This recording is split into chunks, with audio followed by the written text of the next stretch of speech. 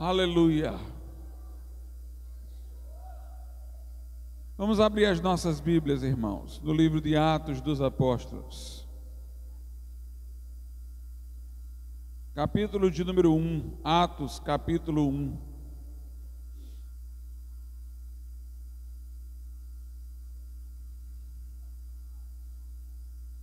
Um versículo bastante conhecido, objeto de inúmeras pregações, o verso de número 8. Atos 1 e 8. Diz assim a palavra de Deus, Atos 1 e 8. Mas recebereis a virtude do Espírito Santo que há de vir sobre vós, e ser-me-eis testemunhas tanto em Jerusalém como em toda a Judeia e Samaria e até aos confins da terra. Podeis assentar. Após, irmãos, a ressurreição de Cristo, por 10 dias ele apareceu a discípulos e os orientou para que permanecessem em Jerusalém, aguardando a promessa do Pai após a sua ascensão. Depois de ressuscitar num espaço de 40 dias, ele esteve orientando os discípulos e disse para que esperassem a promessa do Pai, que ele havia dito que se cumpriria. Em Atos, no capítulo de número 1, a Bíblia diz o seguinte, que ele falou assim, versículo de número 4, e estando com eles, determinou-lhes que não se ausentassem de Jerusalém, mas que esperassem a promessa do Pai, que disse ele, de mim ouvistes. Note que existem duas palavras aqui, uma determinação para eles não se ausentarem de Jerusalém, que era uma orientação física, para eles não saírem da cidade, mas também uma outra para que eles esperassem a promessa do Pai. Esperar aqui, portanto, não tem o mesmo sentido de não se ausentar. Não se ausentar indicava que eles não iriam sair do lugar geográfico, eles iriam permanecer naquele local. Mas esperar, que se acrescenta aqui a não se ausentar, é uma atitude íntima de expectativa, de aguardar. E esperar na Bíblia não tem o sentido de ficar inerte, mas ficar anelando, buscando. Jesus nos ensina a que esperemos a sua vinda. Nós o fazemos dizendo: Maranata, vem Senhor Jesus. Nós o fazemos trabalhando enquanto é dia, sabendo que vem a noite, quando ninguém pode trabalhar. Nós esperamos fazendo sua obra para chegar diante dele, não de mãos vazias. Esperar a promessa do Pai aqui significava uma atitude positiva, uma atitude ativa. Os discípulos entenderam isso, pois no verso 14 diz que eles perseveravam unânimes em oração. Portanto, não apenas eles ficaram em Jerusalém, não se ausentaram de lá, mas eles ficaram lá orando, ficaram numa atitude de expectativa, aguardando a promessa do Pai, que Jesus explicou no versículo de número 5, porque na verdade João batizou com água, mas vós sereis batizados com o Espírito Santo não muito depois destes dias. Jesus sabia que seria com 10 dias após, mas ele não disse exatamente quanto tempo seria. Ele disse depois destes dias, em poucos dias, para exatamente não neutralizar a atitude positiva de espera, a atitude positiva de buscar, para mantê-los na atitude em que permaneceram, expectantes, orando, buscando, anelando, esperando de forma ativa a promessa do Pai, para que se realizasse em suas vidas. Esse batismo no Espírito Santo é, conforme Jesus definiu no verso 8 de Atos 1, um recebimento de poder para ser testemunha, poder para testemunhar. É uma capacitação do alto para os pregadores do Evangelho. Jesus não apenas nos comissionou para pregar, dando-nos uma ordem muito difícil. Ele disse: ide pregar o Evangelho a toda criatura, fazei discípulo de todas as nações. Quando ele falou isso, era um punhado de crentes que se viam diante da incumbência de evangelizar o mundo inteiro. Ele não iria dar esta ordem sem dar capacitação. Ele não iria dar essa ordem sem fazê-la acompanhar de uma promessa. E nós vemos a sua promessa em Lucas, no capítulo de número 24. Veja aí quando ele vai comissionar os discípulos e ao mesmo tempo vai lhes fazer uma promessa de capacitação. Lucas 24, a partir do versículo de número 44, a Bíblia Sagrada diz-nos o seguinte: e disse-lhes: são estas as palavras que vos disse, estando ainda convosco.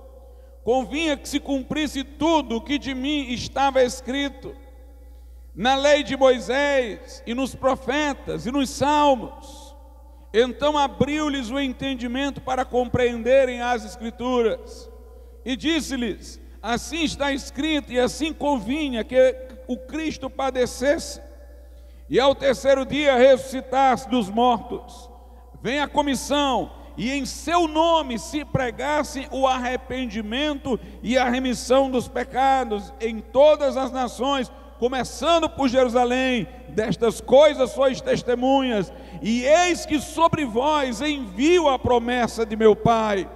Ficai, porém, na cidade de Jerusalém, até que do alto sejais revestidos de poder. Note como essa promessa de revestimento de poder está combinada com a comissão, com a ordem de se pregar o arrependimento e a remissão de pecados do nome de Cristo a todas as nações. Em Marcos 16, Jesus diz: ide, pregai o Evangelho a toda criatura, quem crê e for batizado será salvo, quem não crê será condenado. Mas aí ele segue: e estes sinais seguirão aos que crerem. Em meu nome falarão novas línguas, expulsarão os demônios, imporão as mãos sobre os enfermos, e eles serão curados. Ao lado da promessa, ou ao lado da ordem, uma promessa de capacitação. É curioso que os evangélicos insistam tanto que a grande comissão é para hoje, que a grande comissão não era somente para os apóstolos, e uma parte dos evangélicos acredite que não está mais valendo a outra parte, a promessa de capacitação. Será que Jesus nos colocaria num fardo maior, dando a mesma ordem que àqueles foi dada, sem a promessa que a eles foi dada? Será que nós teríamos a mesma responsabilidade sem os mesmos recursos? Se a grande comissão é lida como se aplicando não somente aos apóstolos, mas a toda a igreja, não só aquele tempo, mas até agora, então deve ser lida também esta palavra: estes sinais seguirão aos que creem, não apenas para os apóstolos ou para aquele tempo, mas para todos nós hoje. A promessa, sereis revestidos de poder, deve ser vista para nós hoje. Atos 1:8, recebereis poder ao descer sobre vós o Espírito Santo, e sereis minhas testemunhas, deve ser recebida como promessa para nós hoje. Aliás, nunca poderia ser somente para os apóstolos, nunca poderia ser somente para aquele tempo, porque Atos 1:8 diz: recebereis poder e sereis minhas testemunhas em toda a Judéia, Samaria e até os confins da terra. E que eu saiba, os apóstolos não foram até os confins da terra. Que eu saiba, aquela geração não foi até os confins da terra, mas haveria um poder para ir até os confins da terra. Se os apóstolos não foram, se aquela geração não foi, então é porque este poder ainda está disponível a nós que ainda temos a incumbência, ainda temos a ordem de chegar onde eles não conseguiram chegar, até os confins da terra. Quando Jesus falou do batismo no Espírito Santo, os discípulos entenderam que era alguma coisa gloriosa, porque confundiram inclusive esta promessa com o milênio. Jesus disse: ficai, esperai. Jesus disse que a promessa do Pai viria sobre eles, seriam batizados no Espírito Santo, versículo de número 5 de Atos 1, e eles disseram o seguinte, Atos 1:6, aqueles pois que se haviam reunido perguntaram-lhe dizendo: Senhor, restaurarás tu neste tempo o reino a Israel? Eles perceberam que era uma coisa gloriosa. As profecias acerca do milênio falam de Israel abençoando todas as nações, de pessoas de todas as nações indo a Israel para ver o Messias, de a nação de Israel abençoando o mundo inteiro. Note, eles entenderam que aquilo era uma coisa grande, pensaram inclusive que era o milênio, que era aquele momento da glória de Israel, que era o momento em que o nome do Senhor seria conhecido em toda a terra, conforme as profecias sobre o milênio. Mas Jesus lhes explicou que não era ainda o milênio, mas eles teriam a incumbência de pregar o Evangelho. Feita esta pergunta, Jesus respondeu, versículo 7, e disse-lhes: não vos pertence saber os tempos e as estações que o Pai estabeleceu pelo seu próprio poder, mas recebereis poder ao descer sobre vós o Espírito Santo, e sereis minhas testemunhas, tanto em Jerusalém como em toda a Judeia e Samaria, e até os confins da terra.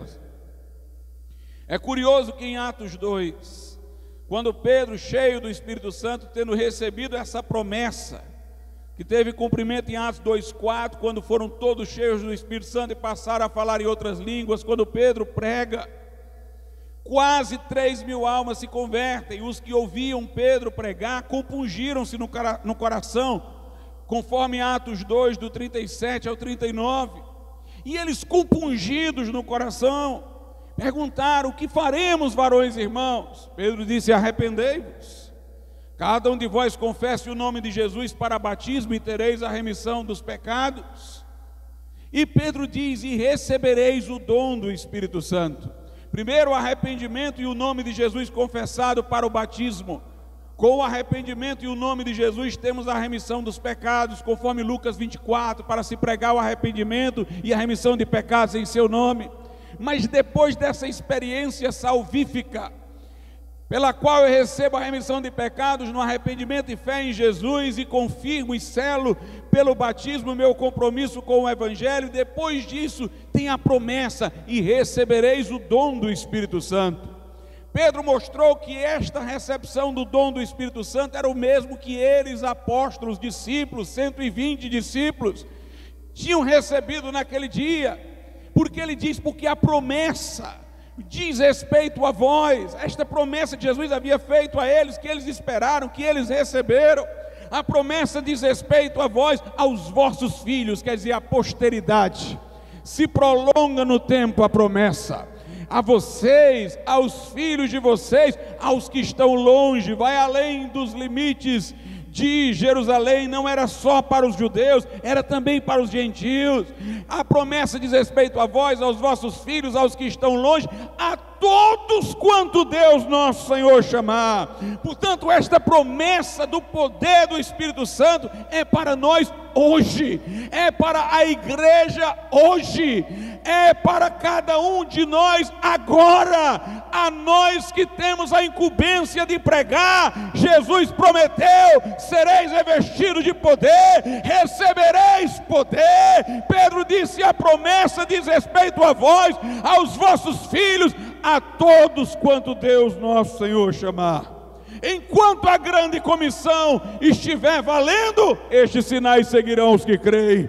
Enquanto não chegarmos aos confins da terra, recebereis poder. Aleluia. Atos 1:1 diz uma coisa interessante.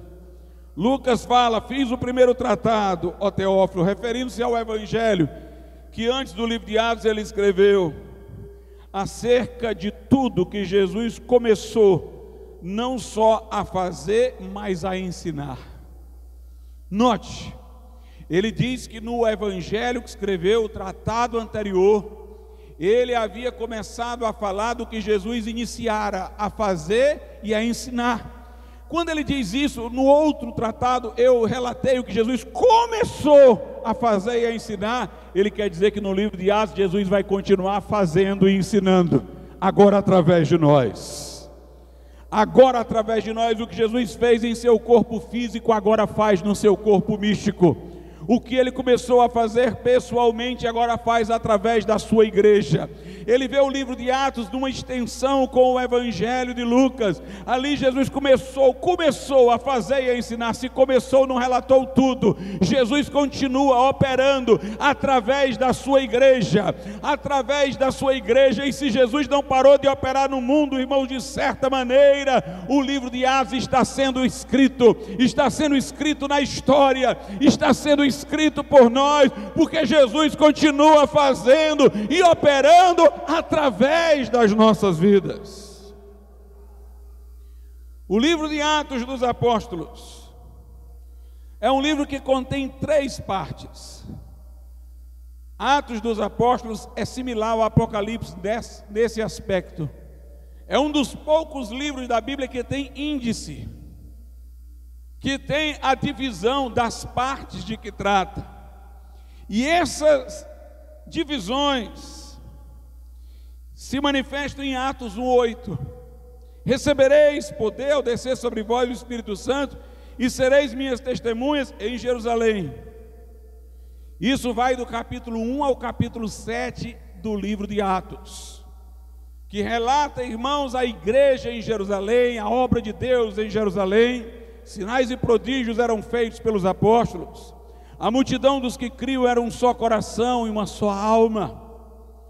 Nós vemos ali, irmãos, os fariseus, os saduceus, impressionados, dizendo: vocês encheram Jerusalém com a vossa doutrina, açoitando discípulos, ameaçando-os, mas eles continuando a pregar, e a igreja crescendo em Jerusalém, sendo abençoada. A escolha dos diáconos é a primeira parte.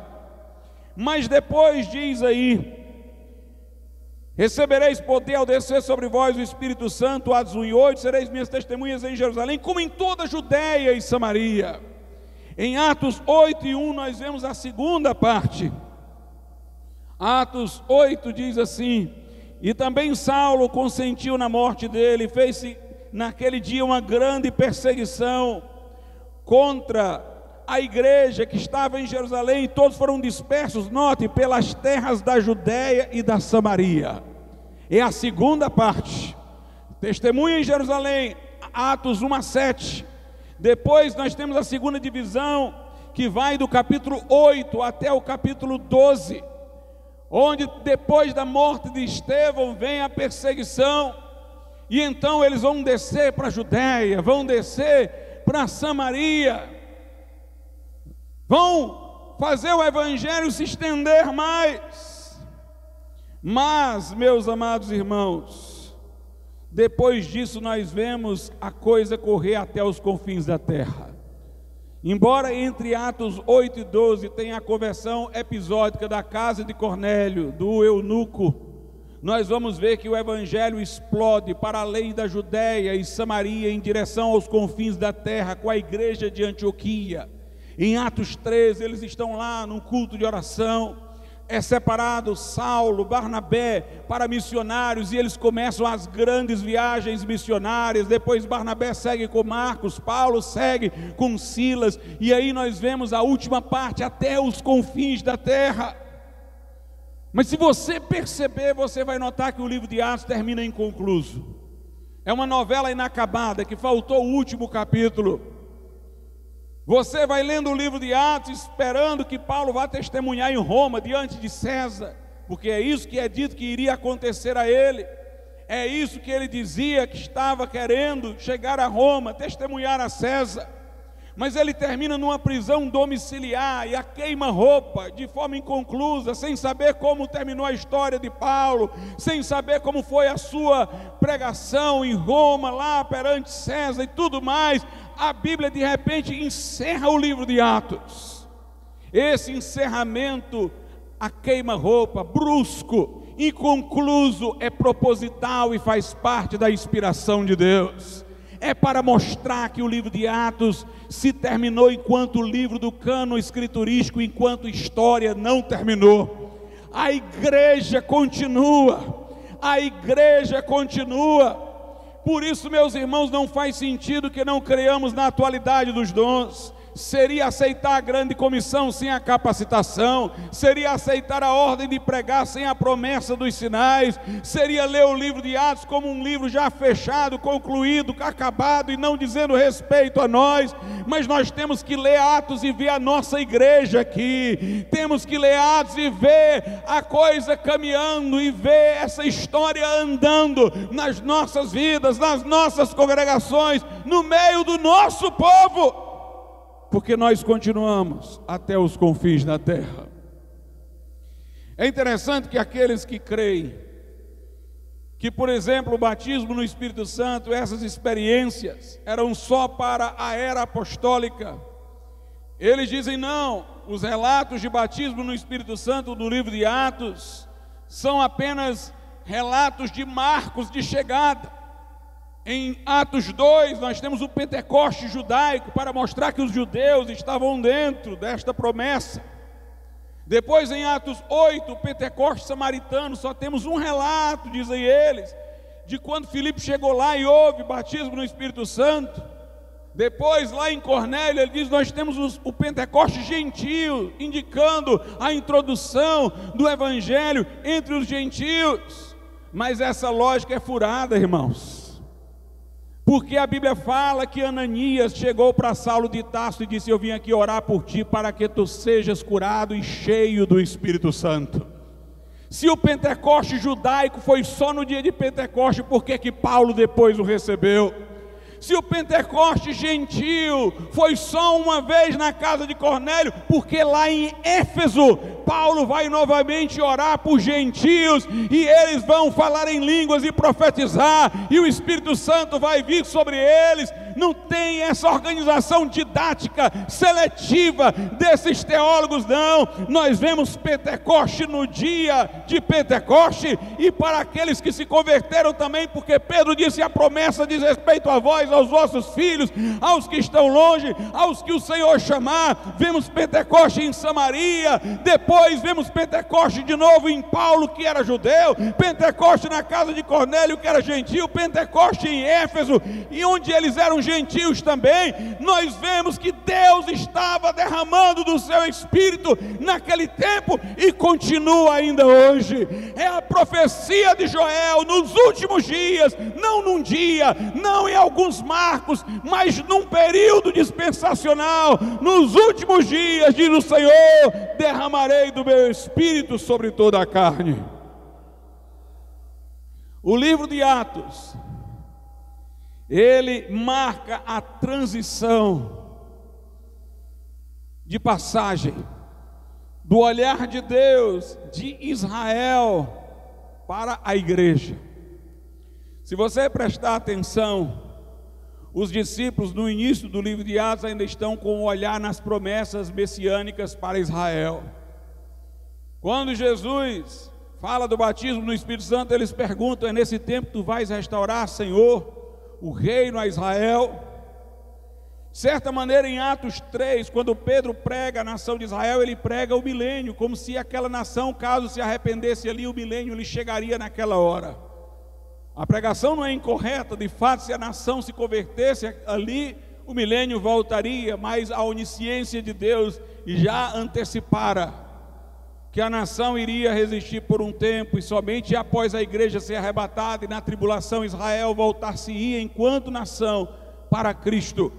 Mas em Atos 3, Pedro diz que Jesus está retido no céu até tempos de restauração, que eles devem se arrepender e se converter para que venham os tempos de refrigério na presença do Senhor, para que Jesus envie à nação de Israel o Cristo e desvie a nação de suas iniquidades e a abençoe. Mas na medida em que a nação de Israel vai recusando, vai ficando cada vez mais claro para os discípulos que está agora uma nova dispensação estabelecida, a da igreja de Cristo, onde judeus e gentios formam um só corpo, onde não há judeu nem gentil, mas todos são um em Cristo Jesus. Nós vemos a transição. Inclusive, a característica do livro de Atos é a perseguição dos judeus. Não sei se os irmãos percebem isso, mas no livro de Atos há pouco relato da perseguição romana que veio em seguida. Nós vemos que Paulo procurava era se abrigar nas autoridades romanas contra a perseguição dos judeus. Ele apela para César para ganhar tempo e garantias processuais de julgamento. Ele é protegido pelos romanos, os judeus. Os romanos naquele tempo não estavam entendendo bem o cristianismo, viam como uma seita judaica, viam a perseguição dos judeus aos cristãos como uma disputa interna e procuravam salvaguardar direitos dos cristãos enquanto súditos do Império Romano, enquanto povo conquistado pelo Império Romano. No livro de Atos, a grande perseguição é judaica. É diferente, por exemplo, do Apocalipse, onde a besta descrita sobre a qual a grande Babilônia, a mulher se assenta, é Roma, é o Império Romano. Em suas versões da antiguidade pagã e em sua versão recuperada, futurística, profética, na grande tribulação. Já ali é Roma que está contra o cristianismo, no Apocalipse, mas em Atos ainda eram os judeus, porque o livro de Atos vai mostrando a transição, a passagem do tempo dos judeus para o tempo da igreja de Jesus Cristo. E Apocalipse, irmãos, é um livro complementar ao livro de Atos nesse aspecto, porque Apocalipse vai falar de outra transição, que não é a transição de Israel para a igreja, mas é a transição futura da igreja para Israel. O Apocalipse vai falar dos últimos dias da igreja, de seu arrebatamento e de como Deus vai voltar-se outra vez para os judeus para trazê-lo a si. Atos e Apocalipse estão nessa relação inversa. O Atos é a passagem dos judeus para a igreja, e Apocalipse é a passagem da igreja para Israel. É interessante que, de modo semelhante a Atos, o livro do Apocalipse tem divisão, e como o de Atos, em 3 partes. Atos está dividido em testemunho em Jerusalém, testemunho em Judéia e Samaria e testemunho até os confins da terra, e termina inconcluso, porque a igreja continua. O Apocalipse também é um livro que tem índice e divisões. Em Apocalipse, a Bíblia Sagrada diz o seguinte, no capítulo de número 1, Apocalipse, capítulo de número 1, a Escritura diz o seguinte, no versículo de número 19: escreve as coisas que tens visto, as que são e as que depois destas hão de acontecer. 3 partes. O que João viu Cristo glorificado, cujos olhos eram como chama de fogo, cujos pés como latão reluzente, cujo rosto era como o sol. Ele viu o Senhor Jesus em glória, andando no meio dos candeeiros da igreja, das igrejas. Viu sair da sua boca uma espada aguda de 2 gumes. Essa descrição é o que João viu, que ele relata no capítulo 1. As coisas que estão nos capítulos 2 e 3, é a era da igreja, é o tempo dispensacional agora, o que é agora, a era da igreja, as coisas que são. E a partir, irmãos, do capítulo 4, nós temos as coisas que depois destas hão de acontecer. Veja como é que começa o capítulo 4, verso 1 do Apocalipse.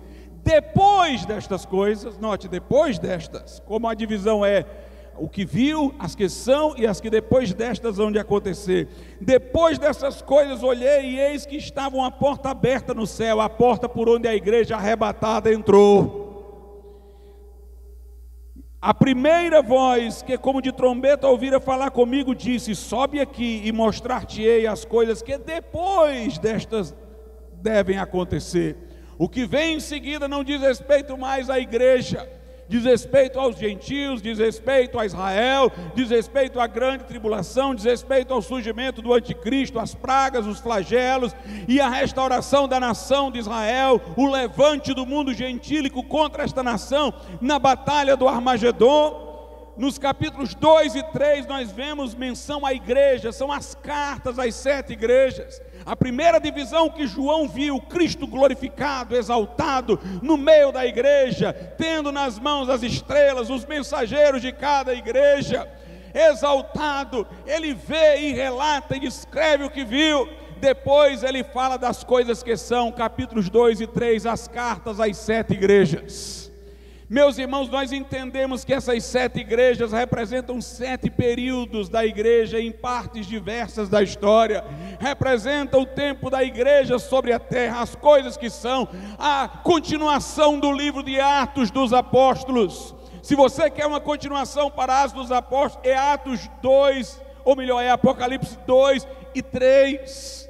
Porque a igreja de Éfeso representa a igreja pós-apostólica e as demais, as seguintes que virão, os períodos seguintes da igreja que virão, e depois a igreja é arrebatada. No capítulo 3 ela é mencionada por fim, no capítulo 4, então nós temos as coisas que depois destas hão de acontecer.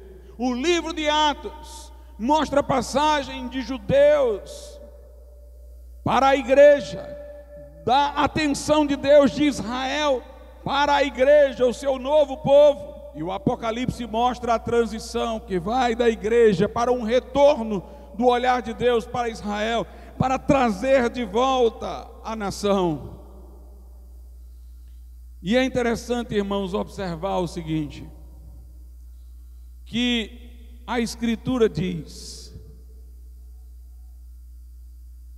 que a nação, que Jerusalém seria destruída, está num dos sermões de Jesus. Isso aconteceu no ano 70, não me refiro à grande tribulação. No ano 70, apóstolos ainda estavam vivos, Jerusalém foi destruída, os judeus foram dispersos. Era um sinal que Deus estava dando, visível, concreto, histórico, da mudança paradigmática. O povo não era mais Israel agora, o povo era a igreja. A nação não tinha mais o seu templo, a nação de Israel não tinha mais o seu culto, não tinha mais nem o seu lugar, eles foram dispersos. Mas eu quero lhes dizer uma coisa: se isso era um sinal de que o tempo da nação de Israel tinha encerrado, e já tinha encerrado antes, a igreja surgiu no Pentecostes, mas esse é um marco histórico concreto, para visibilizar que o tempo da atenção de Deus para com Israel tinha passado. O templo é destruído, o lugar de culto é destruído, Jerusalém é destruída, o povo é espalhado.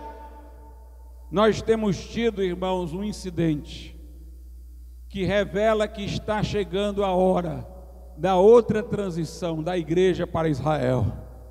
Foi o surgimento do Estado de Israel em 1948. Se quando ali os judeus foram dispersos, se tinha um sinal firme de que o tempo da nação tinha encerrado, agora era o tempo da igreja. Nós agora podemos também reivindicar um sinal firme de que o tempo da igreja está encerrando, o tempo de Israel está prestes a voltar. Em 1948 foi reconstituído o Estado de Israel, e de lá para cá judeus de todo o mundo estão voltando para lá, para reconstruir aquela nação. É uma coisa interessante que em 1948 surge de novo o Estado de Israel, mas um ano antes, em 1947, são descobertos os manuscritos do Mar Morto, por acaso. A descoberta desses manuscritos comprovou que a Bíblia, o Antigo Testamento que temos, é fidedigno, porque encontraram manuscritos mais antigos do que aqueles que possuíam de livros do Velho Testamento e conferiam com as nossas traduções hoje. Dos manuscritos encontrados, o mais preservado era o do profeta Isaías. Se um livro do Velho Testamento foi profundamente autenticado pelas descobertas do Mar Morto, esse foi o livro do profeta Isaías. E é o livro do profeta Isaías que profetizou que em um dia Deus faria reconstituir a nação de Israel. Observe, irmãos, a curiosidade. Num ano se descobrem esses manuscritos, dos quais o mais preservado era o livro do profeta Isaías, mostrando a fidelidade das nossas traduções existentes deste livro. Exatamente o livro que diz: poderá uma nação surgir em um só dia? O Senhor diz que pode. Em 1947 e em 1948, uma nação nasce num só dia por uma decisão da ONU. E ressurge a nação de Israel. Se quando eles se espalharam era um sinal de que o tempo judaico findara-se e agora entrava o tempo da igreja, eu quero vos dizer que a volta deles é também para nós um sinal de que Jesus está às portas, irmãos. De que Jesus está às portas. A descoberta antes do Mar Morto dos manuscritos foi para autenticar a profecia da reconstituição de Israel. Mas nós vemos mais coisas acontecerem hoje. A Bíblia diz que o Império Romano vai ser reconstituído no final, e de lá virá o anticristo.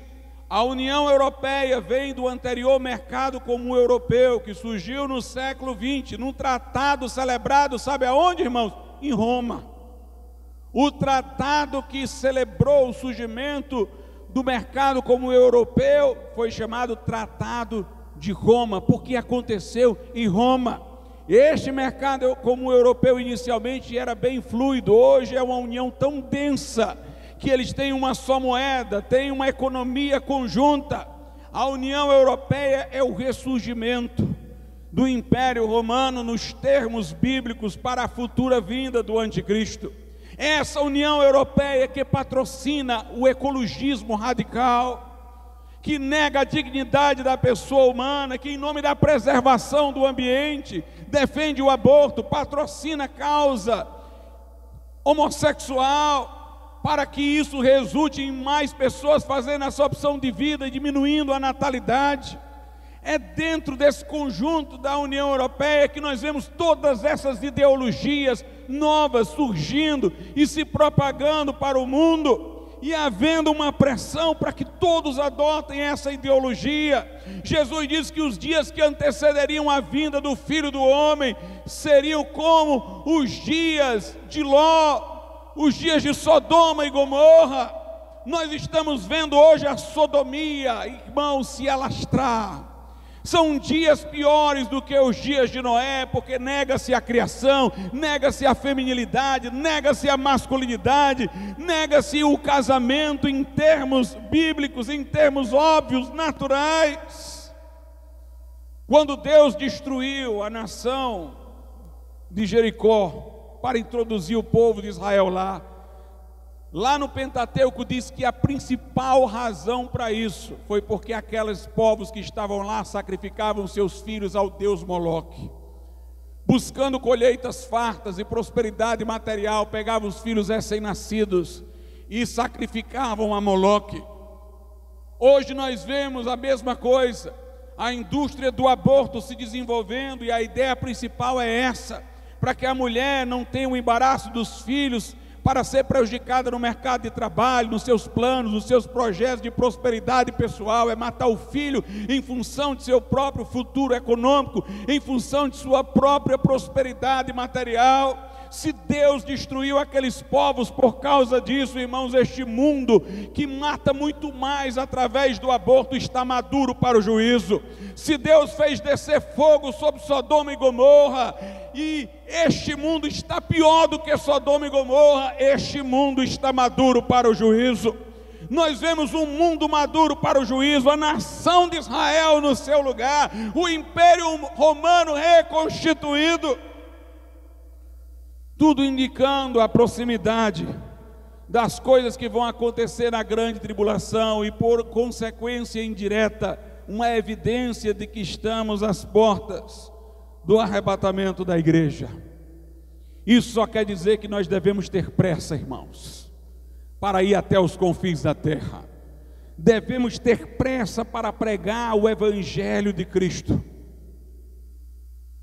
Em Atos 2, Pedro citou a profecia de Joel, para explicar o que estava acontecendo ali. As pessoas perguntavam: o que é isto dizer? Quando viram aqueles discípulos falando em línguas, Pedro disse: isto é o que foi dito pelo profeta Joel.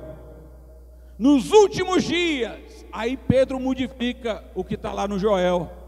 Lá em Joel diz: nos últimos dias derramarei o meu espírito. E Pedro modifica e diz: do meu espírito. Quando você diz do, indica que é parte.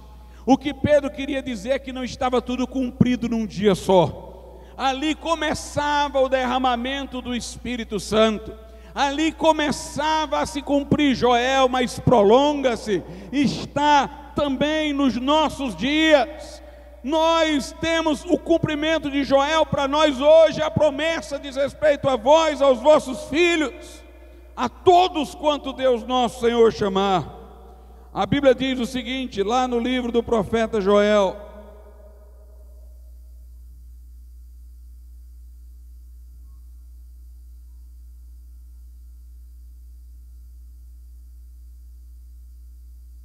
Joel capítulo de número 2,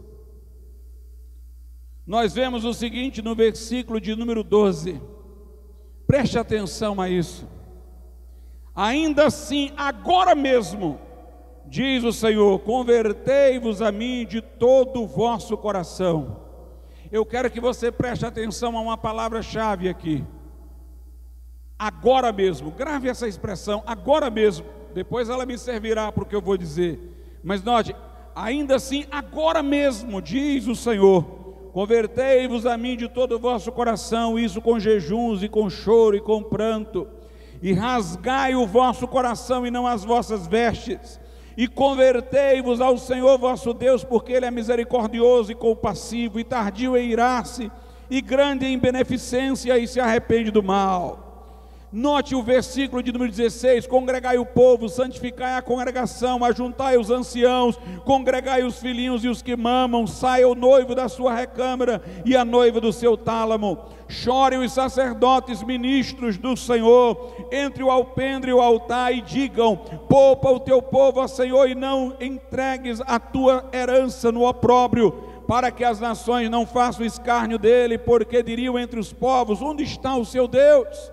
Agora veja Joel 2, versículo 28, e há de ser que depois, grave o depois agora, derramarei o meu espírito sobre toda a carne, e vossos filhos e vossas filhas profetizarão, vossos velhos terão sonhos, vossos jovens terão visões.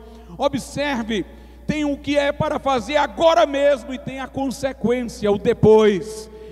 Joel diz: depois o Senhor derramará do seu espírito. Depois de quê? Depois de agora mesmo vocês se converterem, com choro, com pranto. Meus irmãos, para Jesus derramar o seu espírito gloriosamente, agora é hora do agora mesmo. Não queira o depois antes do agora mesmo. Tem algo que é para agora, e o que vem depois deixa com o Senhor.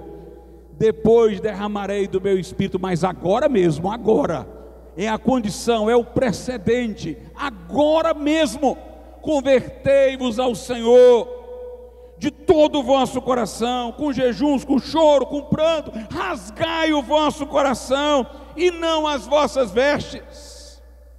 É tempo, irmãos, de arrependimento, é tempo de confissão, é tempo de quebrantamento, é tempo de humilhação, é tempo de derramar a alma diante de Deus, agora mesmo. Não é para ontem, nem é para amanhã, é agora mesmo, para que depois o Senhor derrame o seu espírito e avive a sua obra. Joel 2, versículo de número 23, diz assim: vós, filhos de Sião, regozijai-vos e alegrai-vos no Senhor vosso Deus, porque Ele vos dará ensinador da justiça, e fará descer a chuva temporã e serôdia no primeiro mês. Os pentecostais sempre entenderam que quando em Joel se profetiza o derramamento do Espírito Santo, está se fazendo uma associação com o assunto do livro, que são chuvas para a nação que estava na seca. Mas ao mesmo tempo que Joel fala do derramamento do Espírito como uma chuva, ele diz que as chuvas têm dois momentos: a chuva temporã e a serôdia. A temporã é aquela chuva do começo, a chuva serôdia é aquela do final, que antecede a colheita. Meus amados irmãos, houve um grande derramamento do Espírito no início da igreja, e devemos esperar um poderoso derramamento do Espírito no final. Mas não é esperar como se fosse um cumprimento automático. A Bíblia diz: agora mesmo convertei-vos, com choro, com pranto, com o coração rasgado. Precisamos, nesses tempos do fim, de um derramamento poderoso do Espírito Santo, como profetizou Joel. Interessante que Joel diz: derramarei do meu Espírito, diz o Senhor, e vocês profetizarão. Quando Joel falava profetizarão, Joel não estava pensando, meus irmãos, no dom de profecia que nós temos hoje na igreja, que está atual. Ele estava pensando na profecia do profeta, de um profeta. Os profetas do Velho Testamento faziam o quê? Confrontavam o povo com o seu pecado. O profeta era corajoso, o profeta estava na contramão dos maus costumes. O profeta confrontava uma geração inteira, inclusive os poderosos e os reis. A promessa de Joel é, acima de tudo, um derramamento do Espírito que vai trazer um povo de coragem. Nós estamos vendo o mundo se organizar contra a fé cristã. Nós estamos vendo as instituições, irmãos, se organizarem de uma forma que exclua o cristão. E nós não podemos dar um jeitinho e fazer concessão e negociatas para viver neste mundo que vai ficar cada vez mais hostil. Nós precisamos de uma geração de profetas. Na grande tribulação, Deus vai levantar duas testemunhas tão corajosas, tão poderosas, que quando o povo se livrar deles, a Bíblia diz que vai ter um Natal mundial, todo mundo se dando presente. Graças a Deus nos livramos dessas duas testemunhas que atormentavam todo mundo, que perturbavam todo mundo. Estes serão os profetas que vão aparecer em Jerusalém na grande tribulação. Mas e agora somos nós, irmãos, agora somos nós temos que perturbar os moradores da terra. Perturbar os moradores da terra. Se você tiver medo, você se tornará um potencial traidor. Jesus disse que nos últimos tempos muitos se trairiam mutuamente. Aqueles que emudecem, que perdem a coragem, se tornam passíveis de serem capturados para denunciar, para delatar. Por isso nós temos que ser firmes, irmãos, firmes. O que Deus quer neste final, nessa transição da igreja para Israel, é uma geração de gente corajosa. Na grande tribulação, Deus vai trazer Israel ao arrependimento, inicialmente com essas duas testemunhas, que vão atormentar tanto as nações. A pregação vai ser tão incômoda, vão ser acusados de discurso do ódio, vão ser vistos como perturbadores da paz mundial, vão fazer uma celebração de fraternidade com a morte deles, todo mundo dando presente uns aos outros, em comemoração, porque eles foram mortos. É esse o mundo que está chegando, que está às portas. Só vai haver possibilidade de retorno de Israel na grande tribulação, começando com estas duas figuras fulminantes, irmãos, com estes dois canhões aí, para enfrentar. Provavelmente pela pregação deles, 144 mil vão se converter, que passarão a ser os pregadores para os demais. mas nós estamos às portas disso daí. O que é que a igreja está fazendo agora? Nós temos que ser corajosos. A igreja começou com coragem, enfrentando o mundo e sofrendo hostilidade. A igreja pregou o evangelho, mas foi vista pela nação de Israel como inimiga dos costumes judaicos. A igreja pregou o evangelho em Éfeso, mas foi vista em Éfeso como inimiga da economia da nação, da cidade, que dependia da deusa Diana. A igreja primitiva, irmãos, pregou em Roma, foi perseguida como um embaraço para o Império Romano, mas aquela igreja pregou, aquela igreja tinha coragem. Aqueles apóstolos eram presos, mas não se rendiam, eram chicoteados, mas glorificavam, eram, meus irmãos, decapitados, mas serviam a Deus. Os últimos tempos vão apertar. Pedro disse no dia de Pentecoste: Deus está derramando do seu Espírito, é parcial, agora está continuando, agora é a chuva serôdia. No tempo do fim nós precisamos de uma chuva poderosa, irmãos. No final vai vir a apostasia, como a Bíblia profetiza, mas também vai haver um remanescente fiel. Mas esse remanescente só se mantém de pé pela promessa de Joel. É tempo de profetas. O profeta era o que denunciava o pecado. Quando Jesus fala do pecado da mulher samaritana, que tinha homem que não era seu marido, ela disse: vejo que tu és profeta, porque estava confrontando o pecado dela. Precisamos de profetas. Por isso a coisa mais maravilhosa no batismo no Espírito Santo não é nem que nós venhamos a operar milagres. Mais importante que os milagres é a coragem que vem com o batismo no Espírito Santo. Quando alguém é batizado no Espírito Santo, fala línguas, eu ainda fico com o pé atrás. Eu quero ver dos outros dias depois. Eu quero ver se tem coragem. Eu quero ver se tem intrepidez. Eu quero ver se tem ousadia. Antes do Pentecoste, os discípulos estavam dentro de um quarto fechado com medo dos judeus. No dia de Pentecoste, Pedro estava lá enfrentando aquele grande público.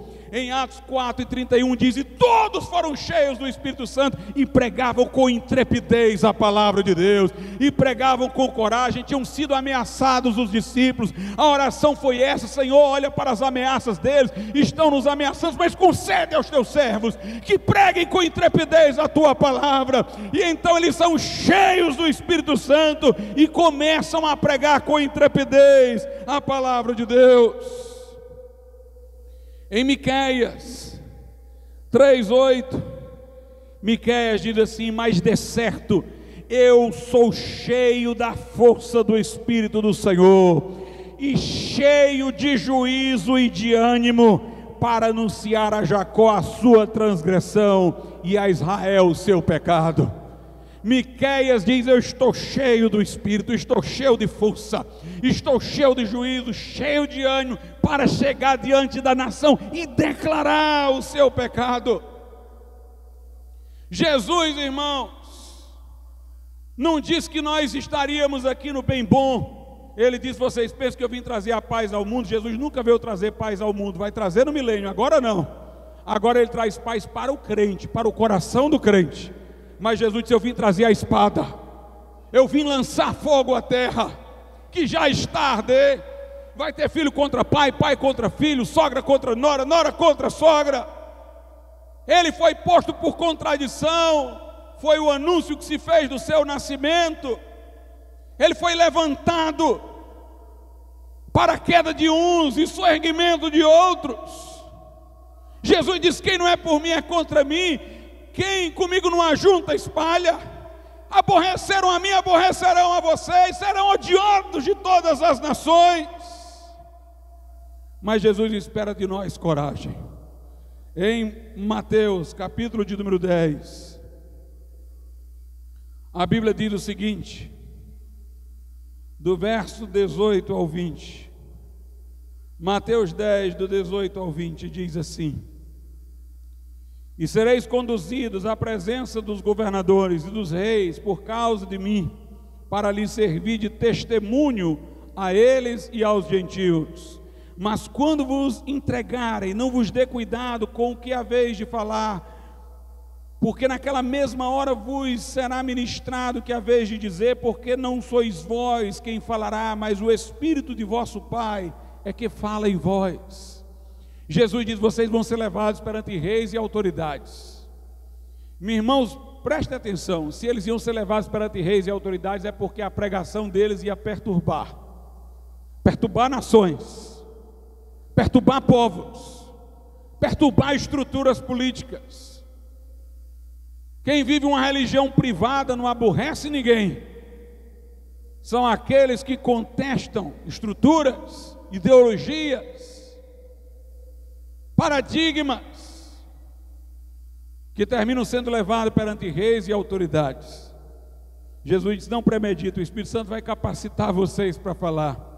Mas é interessante que Jesus não diz nem que eles vão pregar aos reis para convertê-los, embora obviamente iriam evangelizá-los também, mas diz aqui no versículo de número 18: e sereis até conduzidos à presença dos governadores e dos reis, por causa de mim, para lhes servir de testemunho a eles e aos gentios.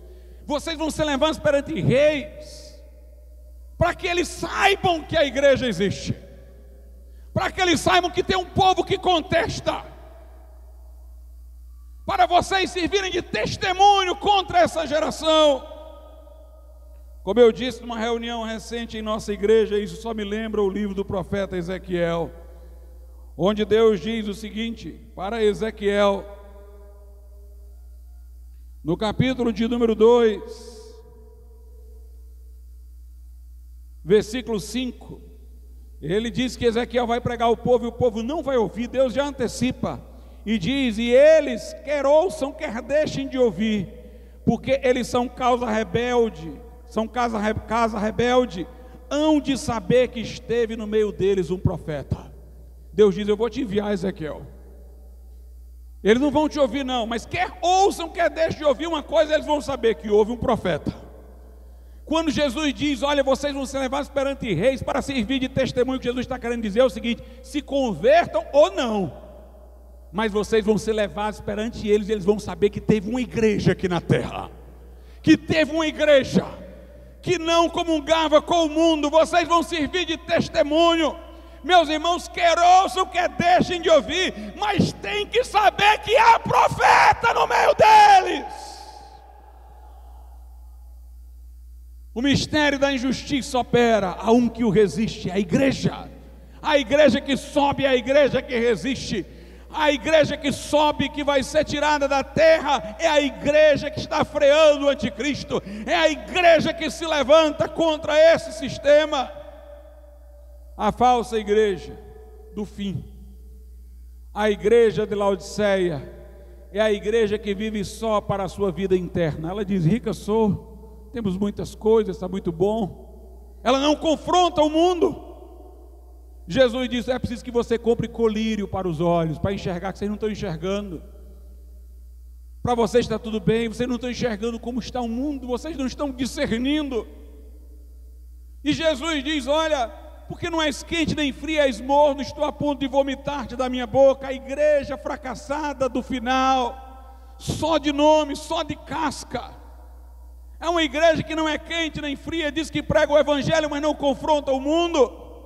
Diz que é contra os erros do mundo, mas não denuncia profeticamente. Não é quente nem fria. Jesus disse: eu estou a ponto de vomitar-te da minha boca. A igreja que vai subir, a igreja de Filadélfia, é aquela que não negou o nome de Cristo, é aquela que guardou a palavra da perseverança. Meus irmãos, nós estamos próximos do arrebatamento da igreja. Eu não sei quanto tempo, mas o cenário está cada vez mais desenhado para isso, e é preciso uma chuva serôdia, é preciso o derramamento do Espírito, é preciso um levantamento de profetas dessa geração que confrontem o pecado. O livro de Atos continua através de nós. Como nós vamos fazer a história? Na mesma medida, na mesma proporção daqueles que confrontaram aquela geração inicial. O livro do Apocalipse se aproxima, a igreja está prestes a sair da terra. Estamos preparados, estamos cumprindo a nossa missão. Confrontaremos essa geração? A profecia de Joel está em cumprimento. Nós temos recebido o derramamento do Espírito, temos sido os profetas dessa geração. Vamos ficar de pé.